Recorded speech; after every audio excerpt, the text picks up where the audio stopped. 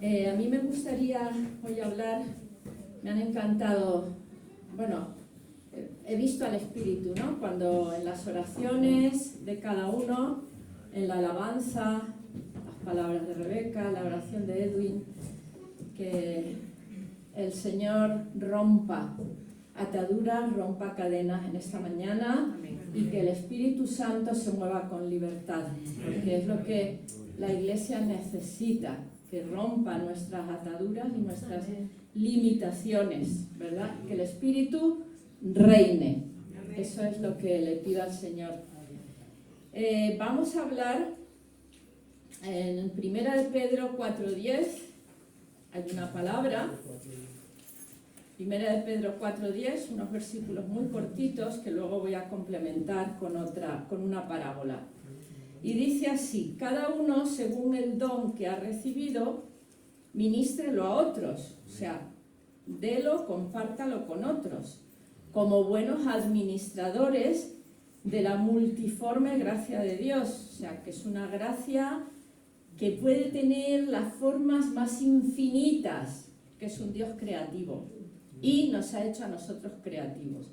Así que la gracia, lo que hemos recibido, démoslos como buenos administradores de la multiforme gracia de Dios. Si alguno habla, pues que hable conforme a las palabras de Dios. Si alguno sirve, ministre, que sea conforme al poder que Dios da para que en todo, al final, el que tiene que ser glorificado es Dios, por Jesucristo, a quien pertenecen la gloria y el imperio por los siglos de los siglos. Amén. Y dice 1 Corintios 4, 1, 2, así pues, téngannos, considérennos los hombres como servidores de Cristo y administradores de los misterios de Dios. Porque al final la gracia es un misterio y lo que Dios... O sea, son misterios de Dios y tenemos el privilegio de que los ha compartido con nosotros. Y tenemos la responsabilidad de ser administradores de esos misterios. Un privilegio tremendo. Ahora bien, se requiere que esos administradores seamos fieles. Que si Dios nos ha dado la gracia y nos ha dado lo que nos haya dado, no administremos otra cosa carnal, lo que nos inventemos, sino fieles a lo que Dios nos ha dado, así administremos. Bueno, quiero hablar eso de la palabra administradores. Es muy, hoy en día se identifica con mucha facilidad el que administra algo, ¿no? El que ad es una preposición, viene del latín ad, ministrar. Servir en realidad es ministrar hacia afuera, a otros, porque siempre tiene un significado de sacar de nosotros y beneficiar a los demás. Y que se identifica con la palabra mayordomo. Y vemos que esto es una palabra que se usa muchísimo en la Biblia, sobre todo en el Nuevo Testamento. La palabra mayordomo se usa mucho y Jesús tiene cantidad de parábolas sobre el mayordomo, que viene el Señor, el mayordomo, porque era algo muy familiar, muy cultural, ¿no? Y el hecho es que hay un señor, ese señor es el dueño de una serie de riquezas, de valores, de posesiones, de tierras, de casas, de lo que sea, y ese señor se va, así son casi todas las parábolas, y ese mayordomo es en griego, que es el administrador de las posesiones de la casa, ¿no? Pues ese mayordomo le delega todo y el señor se va, le deja todo. Imagínate que, no sé, tu jefe se va, tu jefe es rico o millonario, y te deja un montón de millones a tu cargo, un montón de fincas, un montón de negocios. Madre mía, nos da algo. Y tú tienes la responsabilidad de administrar eso correctamente. Estoy hablando de muchas posesiones. Normalmente eran señores ricos, muy ricos. Coges y te lo fundes en 2 días todo.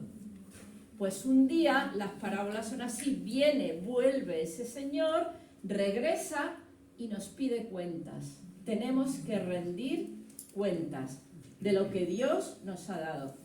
Y, hermanos, no nos vamos a librar de ese día en que demos cuentas a Dios. No nos vamos a librar. Lo creamos o no lo creamos, lo crea el mundo o no lo crea. Un día, cada uno en soledad va a tener que dar cuentas a Dios de su vida. Imagínate por un momento ese día. No nos vamos a librar y tienes que rendir cuentas porque Dios te va a decir todo lo que te he dado, tu vida, porque la vida nos la ha dado Dios. Venga, empieza. ¿Qué tienes para darme, para devolverme? ¿Qué has hecho con tu vida de la que yo te he dado esa responsabilidad? ¿Cómo has vivido tu vida? No nos vamos a librar. Así que es serio, es serio. Y esto es un proceso continuo en la vida de un discípulo. Llevamos muchas predicaciones intentando hacer énfasis en que Dios no quiere creyentes. Los creyentes hay muchos, hay en el mundo, está lleno de creyentes. Dios quiere discípulos. Jesús vino a hacer discípulos que hagan otros discípulos y que den el mensaje a otros y que se convierta en una cadena interminable de discípulos, como Rebeca ha dicho, el que ama a Dios, el que ama al prójimo y es consecuente, y el que hace otros discípulos. Que esto no pare, que rule el mensaje, que no pare, que no pare. Ese es el encargo que Jesús ha hecho al discípulo. Y esto es un proceso continuo que vamos a ver ahora y es lo que quiero compartiros. Cómo es ese proceso del mayordomo hasta que el Señor viene a pedirle cuentas. Vamos a hablar un poquito de ese proceso que creo que es muy importante. Todo discípulo, he apuntado aquí, es un mayordomo. Todo discípulo, una de las condiciones, porque hemos hablado algunos días también, de las cualidades de un discípulo, en qué se distingue, ¿verdad? Y una de ellas, otra más, os digo hoy, es que todo discípulo es un buen mayordomo. Es un buen administrador, tiene que ser administrador, tiene que saber administrar lo que Dios le ha dado.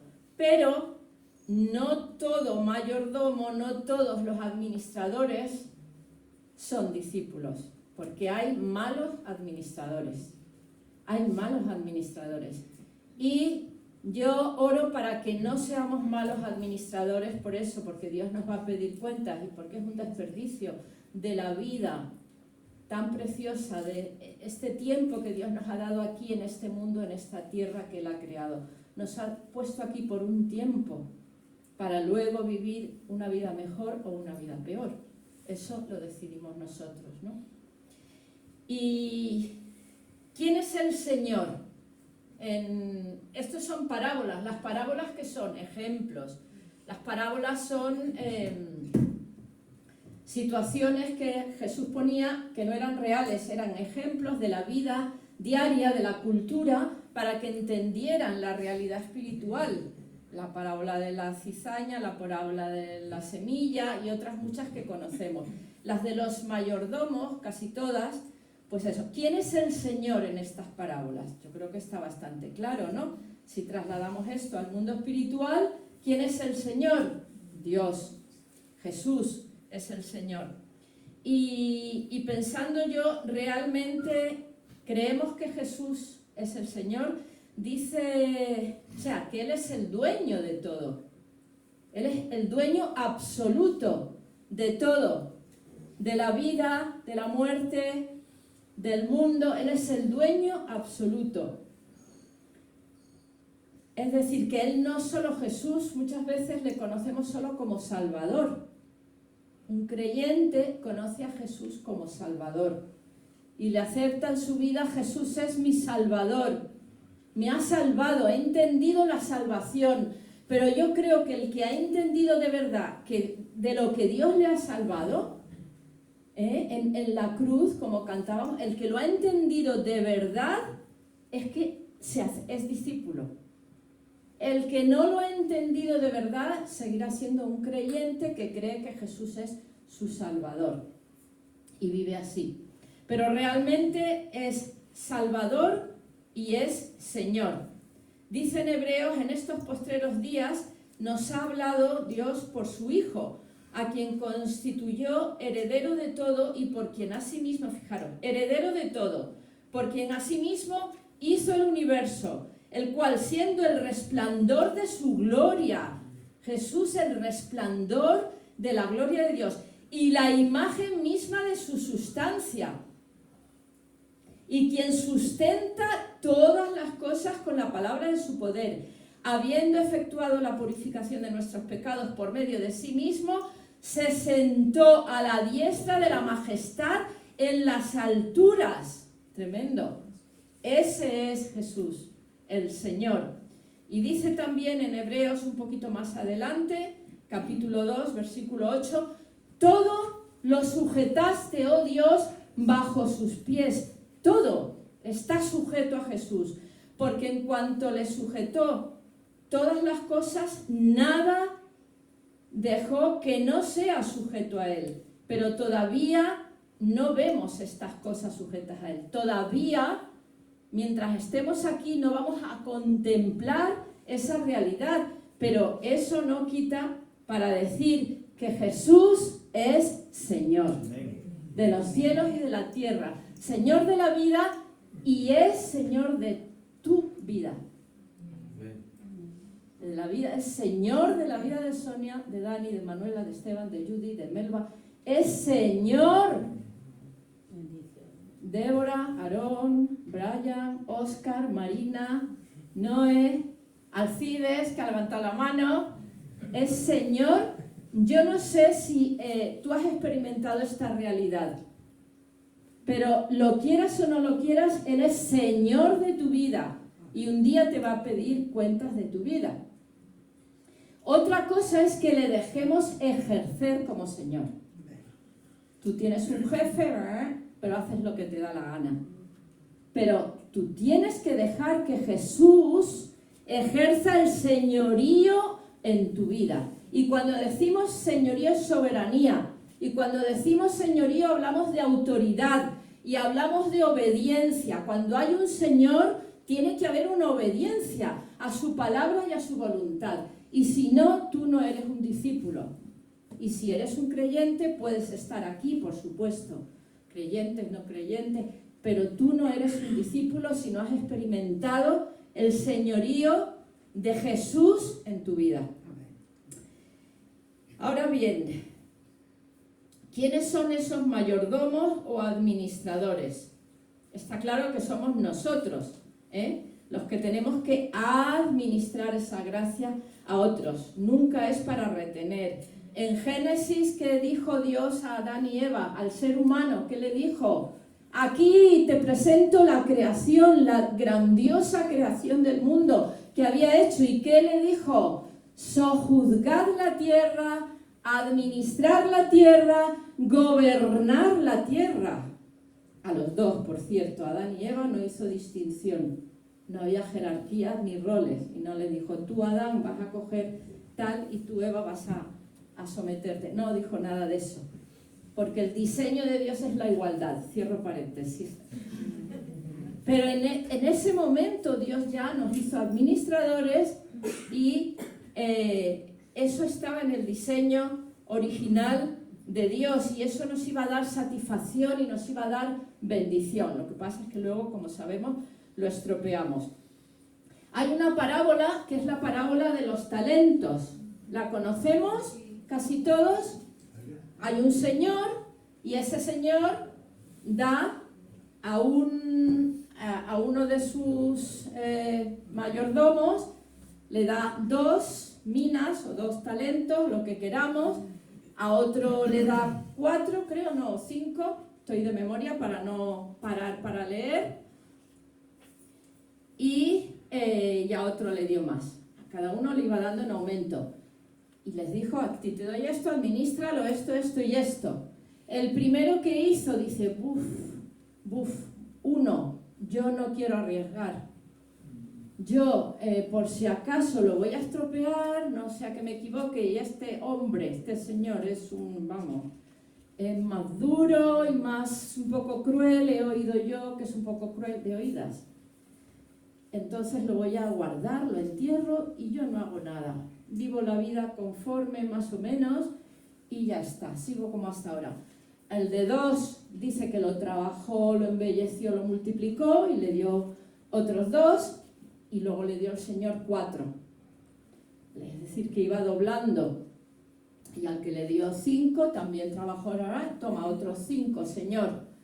Y dice el Señor, buen siervo y fiel, y les dio, y le dio pues 10, iba doblando, ¿no? Pero al que lo enterró, ¿os acordáis qué le dijo? ¿Alguien me lo puede decir qué le dijo al que lo enterró? Siervo malo y negligente. ¿Y qué más? Por cuanto no ha sido fiel. Y lo pudiste haber dado a los banqueros para que ganaran intereses, pero no lo hiciste. ¿Qué? ¿Qué? Se te quitará lo que tienes. Se te Se te quitará lo quitará que lo que tienes y se le dará tienes. se le dará que Martín. Se te arrojarán fuera, también le dice, ¿no? ¿Cómo? Se te arrojarán fuera donde habrá chirrial de... Eso es la última parte, pero es muy fuerte. O sea, no solo lo reprende y lo corrige, sino que es que le habla muy duro, fuera, donde está las llamas y el crujir de dientes. Y es muy fuerte. Con lo cual, esta parábola es en la que voy a decir 5 puntitos muy rápido de lo que Dios quiere que hagamos o que no hagamos. En primer lugar, hay unas medidas. En este mundo pues sabemos que todo se mide, ¿no? Y que las medidas de Dios no son las medidas nuestras, ¿vale? Lo que a ti te parece poquito, Dios te lo ha dado, da según nuestra capacidad. No te va a pedir más de lo que tú puedas hacer, tenlo en cuenta. Dios te va a pedir justo lo que tú puedes dar, justamente lo que puedes dar.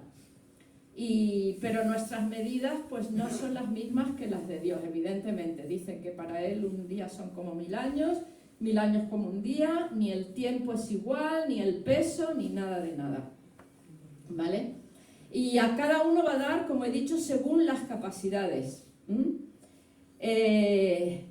Y bueno, va a depender, para mí, por ejemplo, no sé, o sea, hay gente pobre, que 5 euros es un tesoro en un día, para tomarse un café y un bocata, gente pobre.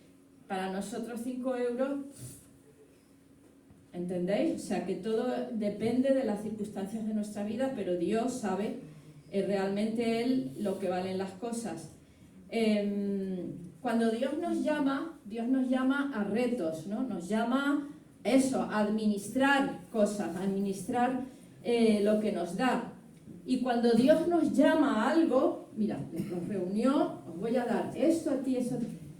A lo mejor le parecían un reto enorme a ellos. Cuando Dios nos llama, cuando Dios llamó a Moisés, cuando Dios llamó a tantos, a Abraham, cuando Dios llamó a Esther, la reina Esther, es decir, tantos, ¿no? En la Biblia, cuando Dios llama a conquistar la tierra prometida, los retos son imposibles, los retos son complicadísimos, los retos, y lo primero, la reacción nuestra, ¿qué es? No tengo, Señor, yo no tengo con qué hacer eso, yo no tengo con qué ir, yo no puedo ir, yo no tengo tiempo para eso. Es decir, Moisés dijo, yo no puedo, yo no tengo nada, eso es imposible para mí. Ir a hablar con el faraón, y Dios se lo fue desmontando con mucha paciencia, ¿no? Pero la pregunta que le hizo Dios es, ¿qué tienes? ¿Tú qué tienes? Y es la pregunta que nos hace hoy el Señor. Dios nos llama hacer cosas, a tener retos por delante, a hacer la misión a cada uno de una manera, porque es multiforme, ¿verdad? De la manera más adecuada para cada uno, pero nos llama a esos retos. Y la pregunta, no tenemos excusa. Todavía no estoy preparado o preparada, necesito madurar un poquito. Eso es muy típico también entre nosotros. No, es que estoy muy verde, no, es que aún no lo tengo claro, pero ¿qué es lo que no tienes claro?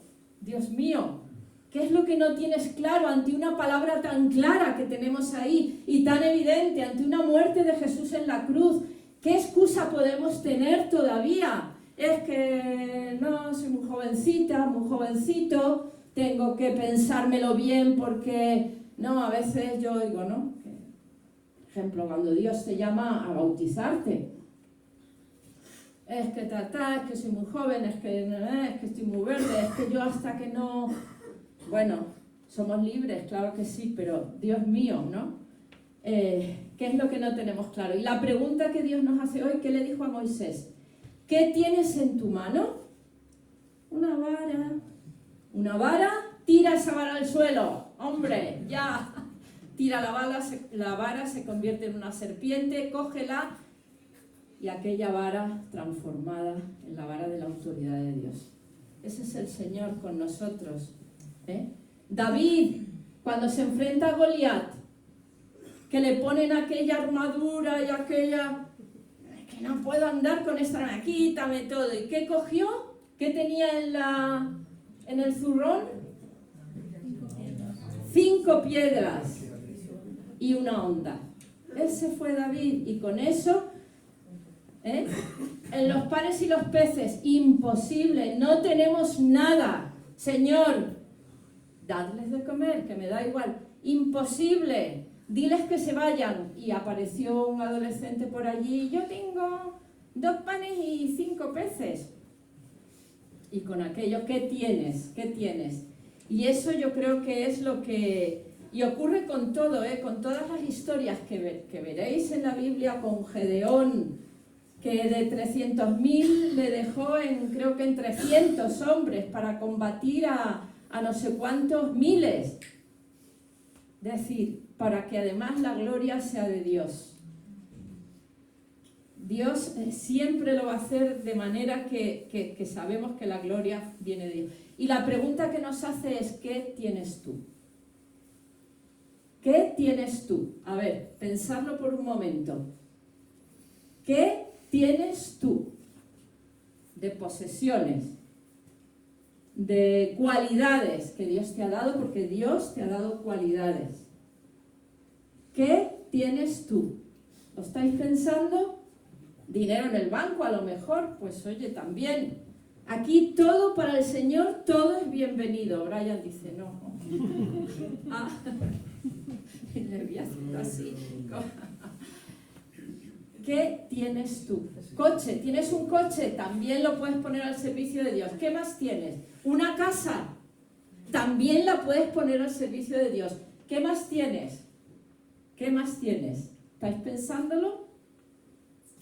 Pues con eso que tienes, Dios te quiere mandar a la misión, te quiere encomendar a hacer algún reto. En segundo lugar, ¿qué hay que hacer? Claro, como estos retos son tan imposibles, nos quedan tan grandes, pero que hemos dicho que las medidas de Dios no son las nuestras. Lo que para nosotros es imposible, es un reto enorme, no puedo. Para Dios es un reto porque todo es posible para Dios, ¿verdad? Con lo cual, el segundo punto, ejercer la fe. Ya que lo vemos imposible, tenemos que ejercer la fe. Siempre, siempre, siempre nos va a quedar grande. Nos lleva a desafíos. Para Dios nada es grande ni pequeño, pero hay que ejercer la fe. Dios no trabaja con medidas humanas. No trabaja con la lógica humana, y tantas veces que no queremos despegar del suelo. Es que no queremos despegar del suelo, pero si estamos andando con Dios, tenemos que despegar. El Espíritu Santo nos tiene que despegar del suelo. Tenemos que vivir en las medidas de Dios. Tenemos que vivir en otras dimensiones que no son nuestras dimensiones. ¿Cómo lo tenemos que entender? Porque eso es la fe. La fe es creer en lo que no vemos, pero que Dios nos dice. Creer en esa palabra de Dios que no vemos el final, ni siquiera vemos el trayecto, porque no hay un mapa claro, pero tenemos que ejercer la fe. Si en un reto que Dios te pone por delante no tienes que ejercer la fe, probablemente, no es que sea malo, pero probablemente eso no es un reto. Si solo depende de lo que tú tienes ya, está todo calculadito, yo tengo 100 y esto me cuesta 80, perfecto, tomo la decisión. Eso es muy fácil, eso no es un reto de Dios, un desafío en tu vida. Y es que nosotros los discípulos tenemos que vivir de desafío en desafío, de gloria en gloria y de victoria en victoria. Y esa es la vida de un discípulo. No es una vida de rutina, de tomar decisiones fáciles, no. Es de tomar retos, y son los retos que Dios pone por delante. Y requieren fe, y la fe siempre tiene un punto de ¿qué? De locura. Y si no tiene un puntito de locura, no es fe. No es fe. Nosotros tenemos que sobrevolar, que andar. El otro día, bueno, cuando decían algunos, una reunión que teníamos, que ¿qué poder te gustaría a ti tener? ¿Qué poder? Y algunos decían lo de volar, ¿no? Y volar. Yo no, porque tengo un vértigo que me muero, vamos. Yo ni loca. A mí no me hables de aviones, ni de paracaídas, ni de tirarme, porque es que subo una escalera y ya me voy agarrando. O sea, pero algunos decían volar, y yo les admiro, porque es que... Pero es que eso es lo que Dios nos pide. Volar, a que parece, es que es imposible, porque no tenemos alas, porque Dios no nos ha hecho para volar físicamente, pero sí para volar espiritualmente, porque el Espíritu Santo, que es el que tenemos, y como también escuchábamos en la reunión del otro día, que me dejó impactada, el Espíritu Santo como algo, y a ver, entenderme, no sé exactamente las palabras con las que los dijo, mejor que Jesús. Es decir, Jesús mismo dijo, me tengo que ir para que tengáis algo mejor, que es el Espíritu Santo, que como si no viene el Espíritu Santo, yo me tengo que ir. O sea, ¿entendéis? Que son Padre, Hijo y Espíritu Santo exactamente iguales, no hay... Pero en ese sentido decía, el vino nuevo, cuando Jesús hablaba de vino nuevo, ese vino nuevo era el Espíritu Santo. Tremendo, ¿no? Tremendo. Bueno, pues lo dicho, que estamos hechos para volar espiritualmente. Lo que ocurre es que en esta vida pues, nos cuesta. Por eso necesitamos al Espíritu Santo, y lo tenemos. Tenemos que echar mano de Él, tenemos que usar al Espíritu Santo y que Él nos use a nosotros. Cuando nos hablaba Pedro en una predicación de la conquista de Canaán, y decía eso, que no tuvieron fe, porque las matemáticas de ellos, esos hombres, esos gigantes, no, imposible, y estuvieron 40 años. Es decir, cuando no coges el reto que Dios te pone por delante, vas a seguir, no pasa nada, Dios está contigo, pero quizá va a ser una vida muy penosa, hasta que Dios te vuelve a dar otro reto. Quizá va a ser una vida de desierto, quizá va a ser una vida seca, difícil, hasta que aprendamos la lección. Si no la aprendemos, vamos a seguir en el desierto, y cuando aprendemos la lección, Dios nos vuelve a dar el reto por delante. Igual que con David y Goliat, que David no creyó en su pequeñez, sino que dijo, vamos, tú estás peleando contra el Dios de Israel, y el Dios de Israel no hace falta lanza ni espada, sino que es Él el que te va, porque las batallas son de Dios, decía David, ¿no?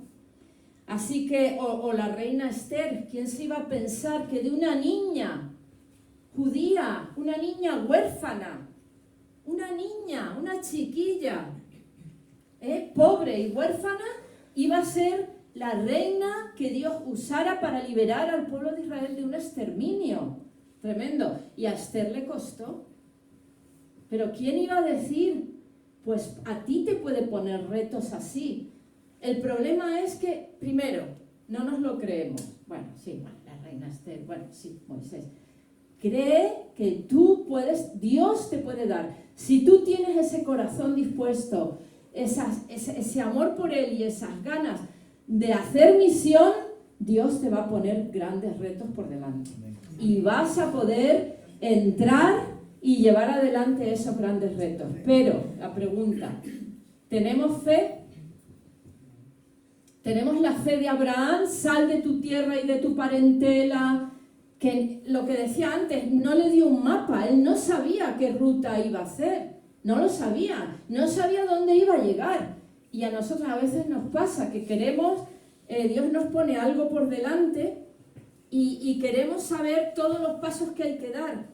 No te los va a decir, no te los va a decir, porque la vida cristiana, la vida de un discípulo es paso, veo, la fe. No te lo va a decir, pero sí está en nosotros decir, sí Señor, cojo el reto, sí Señor, voy adelante como Abraham, porque tú me lo has dicho y porque creo en tu palabra. Sí Señor, aunque no vea el camino. De hecho, fijaros a Abraham, que ahora vamos a nombrar todo lo que le pasó, ¿no? Y cuando cogemos esos retos, Dios nos da más. Y es decir, Dios te va a pedir al siguiente reto cuando vienes y le dices, mira Señor, lo que he hecho, te lo entrego. Vale, pues ahora un reto mayor, donde tienes que ejercer más fe. Nos pasa a nosotros con el tema del local. Que es que ahora mismo comprar un local para nosotros es un retazo, o sea, es imposible. Primero porque no encontramos ni locales, segundo porque son carísimos, tercero porque no tenemos dinero, cuarto porque, o sea, no, pero es un reto que tenemos ahí delante y lo tenemos que coger, hermanos, no nos podemos conformar. Una vez que venga por una serie de circunstancias, o quizá no hemos cogido el reto en su momento, y ahí lo dejo, puede ser que no hayamos cogido, que nos ha faltado fe, empuje, decisión. El caso es que yo no renuncio a ese reto, porque necesitamos un local mayor, porque Dios quiere que vayamos a un local mayor y mejor. El reto está ahí. ¿Tenemos fe para cogerlo? Es imposible para nosotros. O sea que va aumentando. No nos va a poner un reto igual que hace 4 años, no, porque hemos crecido en la fe. Así que va aumentando esos retos. Así que, cuando Dios te pone un reto por delante, cuando tú tienes un sentir, una idea de Dios en tu cabeza, pues quiero hacer esto para el Señor, no sé, quiero evangelizar, quiero a todo el mundo y oras, y Dios te va perfilando esa idea. Pues mira, hacer tal cosa, haz tal otra, vete aquí, no lo sé, a cada uno, pero tienes que tener esa inquietud, esa inconformidad, que Dios no estamos para estar quietos, sentados en la iglesia los domingos, que no, para seguir una vida normal. Estudio, trabajo, vengo a mi casa, vuelvo. Eso no es la vida de un discípulo, por Dios. No, es una vida de retos, es una vida de actividad, es una vida de misión. Entonces, ora, piensa, Señor, ¿qué puedo hacer? Porque mi vida no es una vida para estar tan tranquilo, tan tranquila. No es una vida propia de un discípulo. A ver, pues Señor, quiero abrir mi casa. Yo qué sé.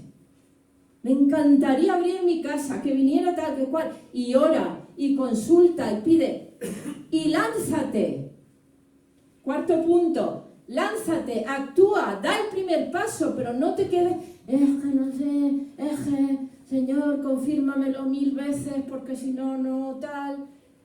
Lánzate, actúa, vete planificando, vete, claro que sí, ¿por qué no?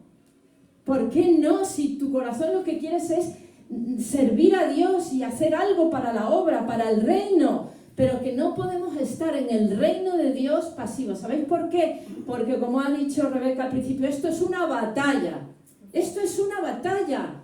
Y dice que las puertas del Hades no prevalecerán. Pero ¿qué tenemos que hacer nosotros? Dice también en otro texto Jesús cuando hablaba de Juan el Bautista. El reino de los cielos es de los valientes o violentos, según cómo se traduzca, y los violentos lo arrebatan. Los valientes lo arrebatan, por lo tanto, esto implica batalla, esto implica lucha, esto implica pelea. Y no es con lanza, no es con espada, sino con espíritu, con el Espíritu Santo que tenemos, que tiene todo el poder de Dios. Tenemos el poder. Tenemos, ¿qué tienes? Como decía al principio, lo que tengas, poco o mucho, ponlo a disposición de Dios y Dios lo va a usar y te va a dar 100.000 vueltas a tu vida. Y serás feliz porque vas a ser bendecido. Y muchas veces, y con esto termino, el miedo que tenemos cuando asumimos un reto de Dios es que igual me equivoco, es que igual como el que el Señor le dio a un que lo guardó, porque nuestros miedos, y es lícito tener nuestros miedos y nuestros temores, los tenemos porque somos humanos, imperfectos y estamos llenos de heridas y somos seres rotos, ¿no? Pero,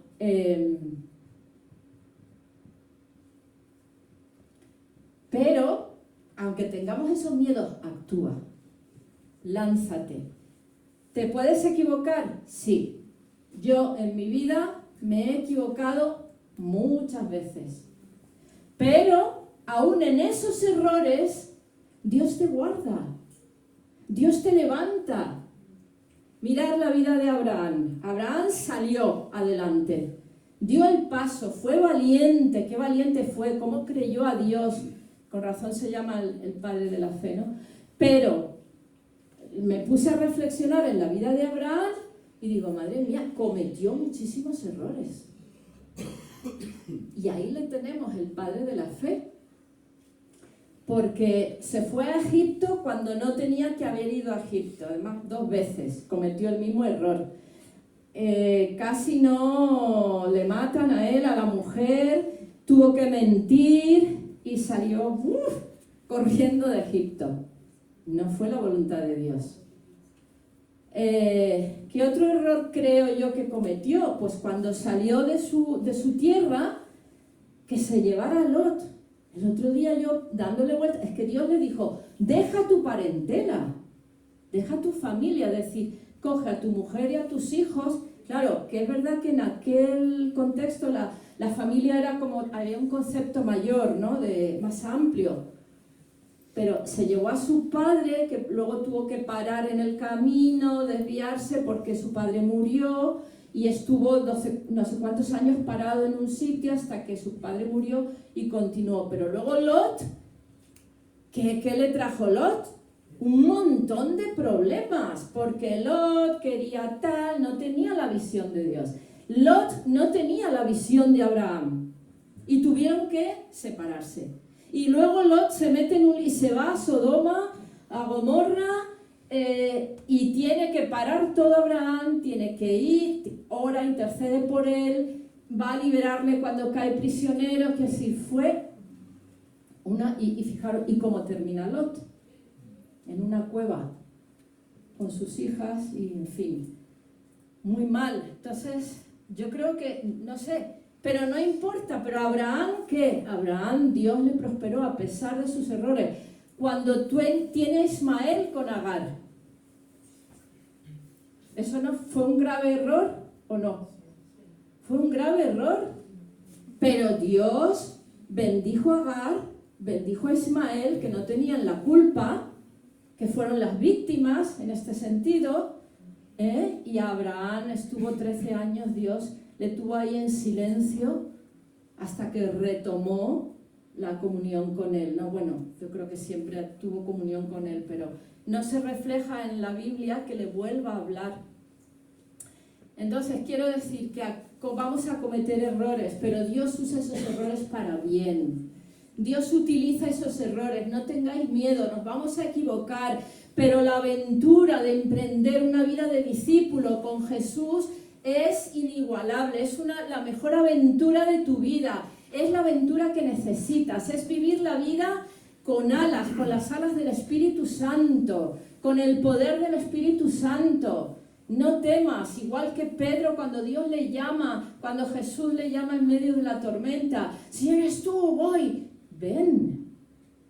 Tuvo fe, en ese momento Pedro tuvo fe, pero luego empezó a flaquear la fe y se hundió, pero ¿se ahogó? No se ahogó, porque ahí estaba la mano de Jesús que lo sacó adelante, y esa experiencia marcó a Pedro. No importa que te hundas, no importa, que Jesús te va a recoger, Jesús te va a levantar, Jesús te va a dar, venga, sigue adelante, nuevas fuerzas. Aunque como Elías, que te metas en una cueva 3 días, 4 días, que caigas en depresión, que el Señor estaba ahí, venga Elías, dándole de comer, amándolo, mimándolo, venga Elías, ponte fuera, que te voy a hablar. Y dice, venga, y cuando ya le restauró, venga, ponte en camino, que todavía te quedan cosas que hacer. Y así fue. Entre ellas, encomendar, dar la antorcha a Eliseo.